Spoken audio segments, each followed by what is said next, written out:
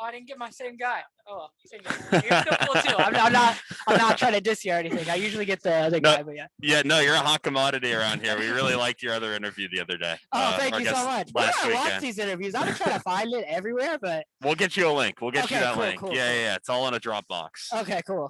All right. We are here with Isaiah Jewitt. He just finished taking second place in the men's 800 meters with a time of 1:43.85, also a personal best. He's on his way to Tokyo. I'll be moderating questions on behalf of the media. But first, Isaiah, just walk us through that race today.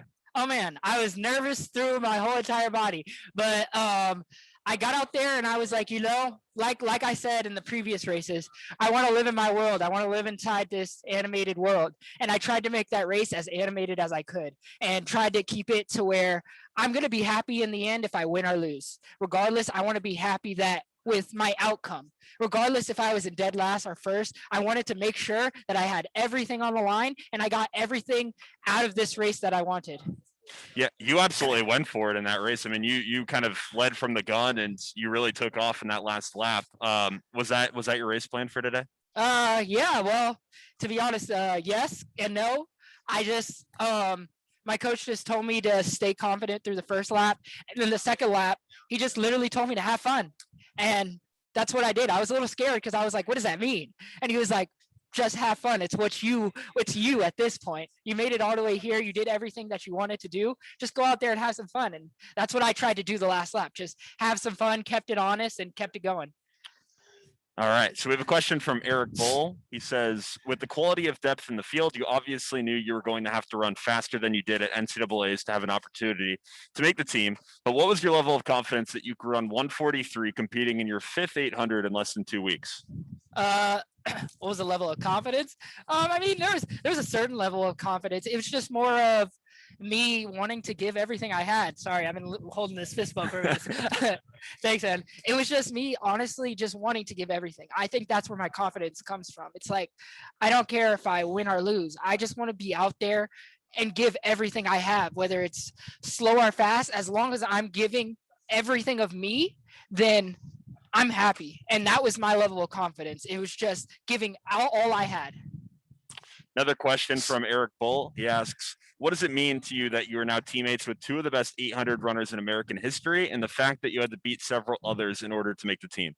It means the world. Honestly, like, I just was out there just trying to have fun.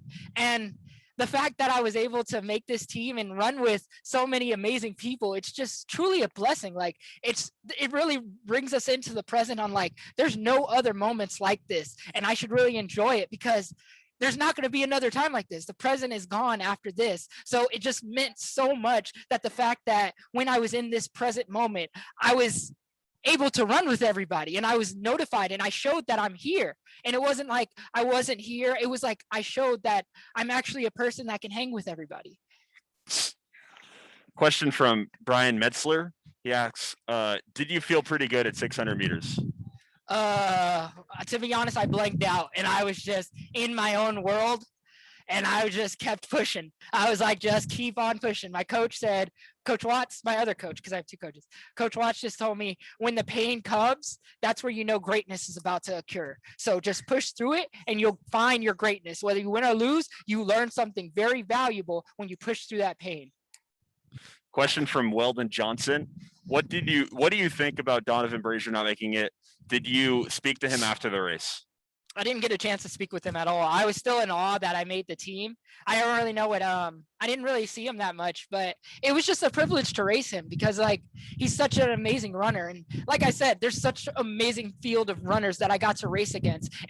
And sorry, I'm choking. And I got to, like, grow as a human being racing all these people. So I'm truly blessed that I was able to race him, everybody in the race, because it was just so much fun. So in the last week at Hayward Field, you had to go through a round of qualifiers and then the NCAA championship, and then which you won, and then 2 rounds in order to get here tonight. And then so you've had 5 races at Hayward Field in the past week. How do your legs feel right now? Surprised. Well, my legs feel really good. Mentally, I'm tired. I need to sleep. I have a 10-page essay due tonight, so I'm like mentally trying to refocus and like get that done because it's due tonight, and my teacher didn't give me an extension, so I'm about to be grinding, and I'm just happy to be here. But at the same time, like my body's feeling pretty good right now. Probably when the adrenaline goes down, I'll feel everything. But I'm just trying to get my homework done at the same time. Does your teacher know you're an Olympian now? I don't know. I told her to watch, so hopefully she knows. Hopefully, if you're watching this, hello, professor, please give me an extension. Question from Brian Metzler. How much has Coco Pat Henner helped you get to where you are? Coach Pat Henner. I was like, Coco. Typo. I'm truly blessed that he was in my life for the time that he was in. It was unfortunate that he had to leave and everything, but I think that Coach Harris, the new coach, really like clicked with me. And I wish I actually feel bad because at first I was so hard on him and I didn't practice with him because I was just so mad that Coach Henner left.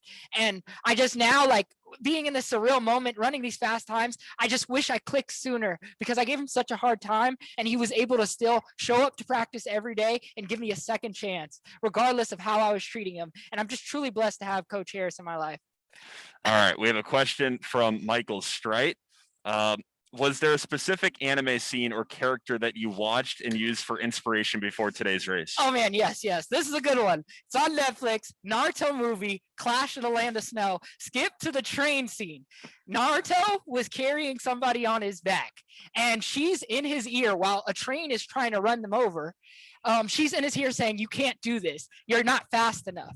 And he said, "It doesn't matter. I'm going to give everything I have. I'm going to die before I give up, and I'm not going to give up ever." And then that's where he started to push. And as soon as I got to that 250, that scene just replayed in my head, and I was just like, come on, just like he did. And that scene just really played over in my head, and it was just truly amazing to go into that same scene that I was watching earlier.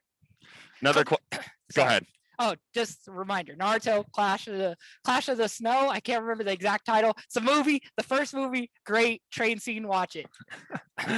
Another question from Michael Strite. Do you think your story of making the Olympics as an underdog would make a great anime protagonist arc? Do you think the sport of track and field deserves its own anime? Oh yeah, I definitely think track and field needs its own anime. And if anybody doesn't make it already, then in the future when I get into animation some more, I'm definitely going to make a track anime, and it's going to be just about all the runners that I encountered. It's going to be how basically nothing's guaranteed in a race except giving your all, and that's the type of anime I want to make when I eventually do make a track anime. Question from Weldon Johnson. What about turning pro? How far are you in that process? I'm not that far, to be honest. I've been trying to finish school, so I've been trying to focus on that. My coach and mom have been dealing with all that stuff, but I've just been focusing on trying to finish school, and then after this, of course, we gotta get into the process some more.